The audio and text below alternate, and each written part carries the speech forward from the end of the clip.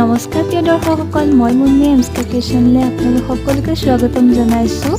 প্ৰিয় দৰ্শকসকল, 2021ৰ ফেব্ৰুৱাৰীৰ 1 তাৰিখে মোৰ পেহী ল'ৰা তথা মোৰ দাদাৰ বিয়া হৈ গ'ল আৰু বিয়াত মই কিছু ভিডিঅ' কৰি ৰাখিছিলোঁ।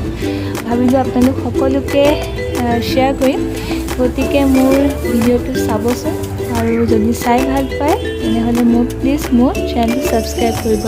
গতিকে ব'লক আমি চাওঁ।